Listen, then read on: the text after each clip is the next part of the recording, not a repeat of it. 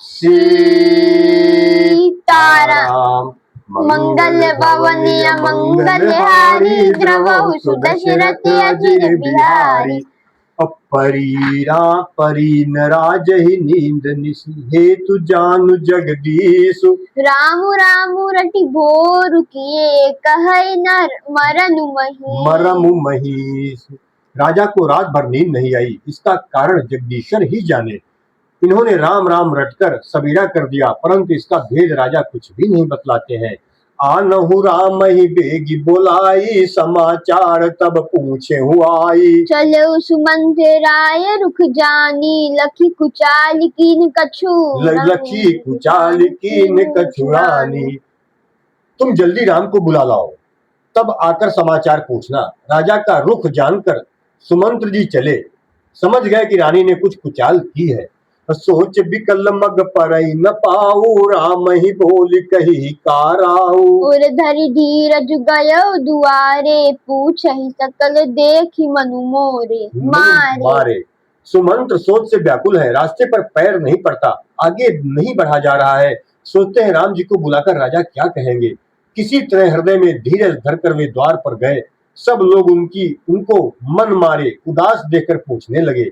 समाधान करि सो सब ही का गयो, जहाँ दिन कर कुल टीका। राम सुमंत्र ही आवत देखा, आदर कीन पिता समलेखा। सब लोगों का समाधान करके किसी तरह समझा बुझाकर सुमंत्र वहां गए, जहाँ सूर्य कुल के तिलक श्री रामचंद्र जी थे।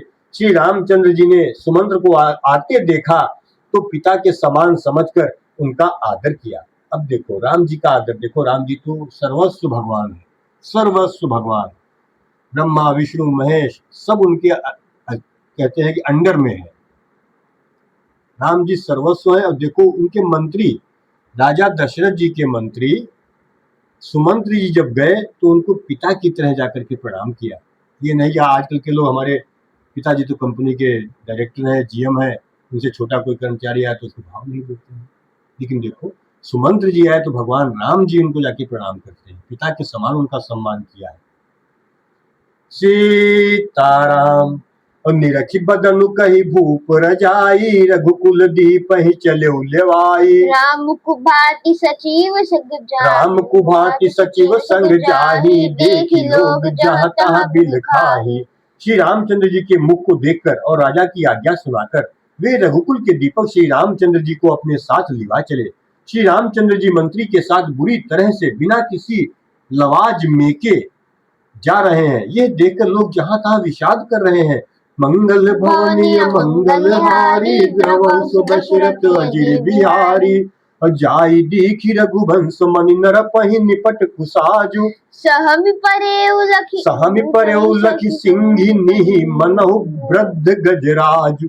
रघुवंश मणि श्री रामचंद्र जी ने जाकर देखा कि राजा अत्यंत ही बुरी हालत में पड़े हैं, मानो सिंहनी को देखकर कोई बूढ़ा गजराज सहम कर गिर पड़ा हो। सूख ही अधर जरई सब अंगु, मनहु दीन मानी मनिहीन भुअंगु। सरसु समीप दिखी के, मानहु नीचु गरी गनिले। राजा के ओठ सूख रहे हैं और सारा शरीर जल रहा है, मानो मणि के बिना सांप दुखी हो रहा हो। पास ही क्रोध से भरी कैकेयी को देखा, मानो साक्षात मृत्यु ही बैठी। राजा के जीवन की अंतिम घड़ियां गिन रही हो। करुणामय मृदु राम सुभाऊ, प्रथम दीख दुख सुनान काऊ। तदपि धीर धरि समौ विचारी, पूछी मधुर बचन महतारी। तदपि धीर धरि समौ विचारी, पूछी मधुर बचन महतारी। श्री रामचंद्र जी का स्वभाव कोमल और करुणामय है। उन्होंने अपने जीवन में पहली बार ये दुख देखा, इससे पहले कभी उन्होंने दुख सुना भी न था। तो भी समय का विचार करके हृदय में धीरज धरकर उन्होंने मीठे वचनों से माता कैकेयी से पूछा। मोहि कहु मातु तात दुख कारण, करिय जतन जेहि होई निवारण। सुनहु राम सब कारण एहु, राजै तुम पर बहुत सनेहु। हे माता, मुझे पिताजी के दुख का कारण कहो, ताकि जिससे उनका दुख का निवारण हो, उनका दुख मैं दूर कर सकूं, वो यत्न किया जाए।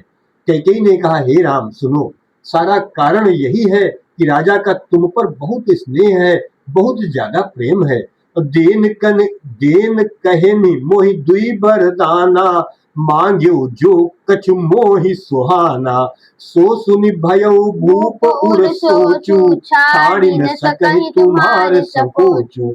इन्होंने मुझे 2 वरदान देने को कहा था, मुझे जो कुछ अच्छा लगा वही मैंने मांगा। उसे सुनकर राजा के हृदय में सोच हो गया, क्योंकि ये तुम्हारा संकोच नहीं छोड़ सकते, तुम्हारा दुख नहीं सह सकते। मंगल भवनीय मंगलहारी, द्रवौ सुदशरथ अजिर बिहारी। असुत सनेहु इत बचन उत, संकट परौ नरेशु। सकहुत आयसु धरहु सिर, मेटहु कठिन कलेशु। इधर तो पुत्र का स्नेह है और उधर वचन प्रतिज्ञा है।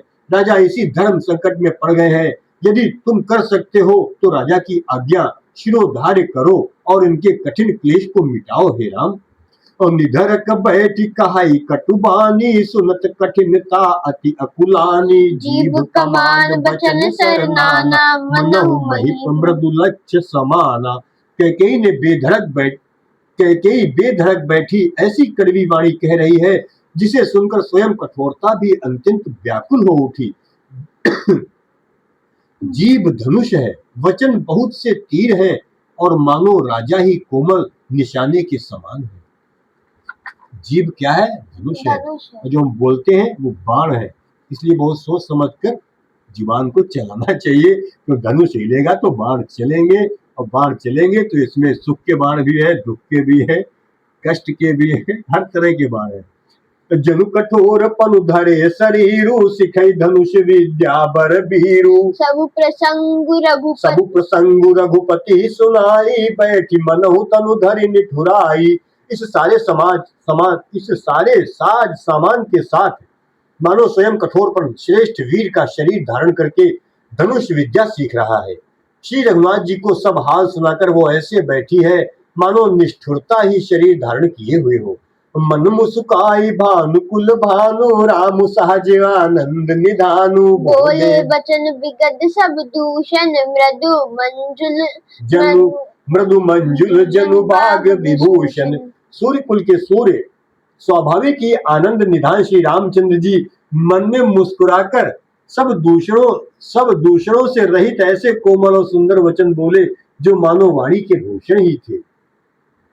सुनु जननी सोई सुत बड़ भागी, जो पितु मातु बचन अनुरागी। तनय मातु पितु तोष निहारे, दुर्लभ जननी सकल संसारा। हे माता सुनो, वही पुत्र बड़भागी है जो पिता माता के वचनों का अनुरागी, पालन करने वाला हो। आज्ञा पालन के द्वारा माता पिता को संतुष्ट करने वाला पुत्र हे माता, हे जननी, सारे संसार में दुर्लभ है।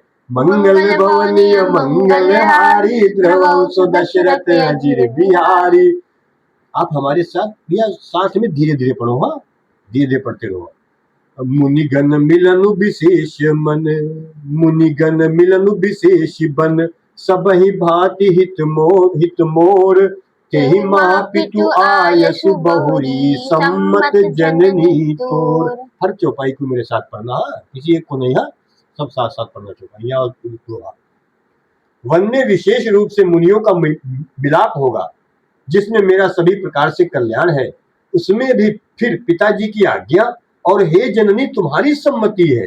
राम जी कितने कोमल स्वभाव के हैं, कह रहे हैं कि तो बहुत अच्छा है, हम तो वन जाएंगे तो बहुत अच्छा होगा, ऋषि मुनि मिलेंगे, उनकी संगत होगी। बहुत अच्छा किया माता, इससे तो पिताजी की आज्ञा का भी पालन होगा, और आपने जो सम्मति दिखाई है उसका भी बहुत बहुत धन्यवाद।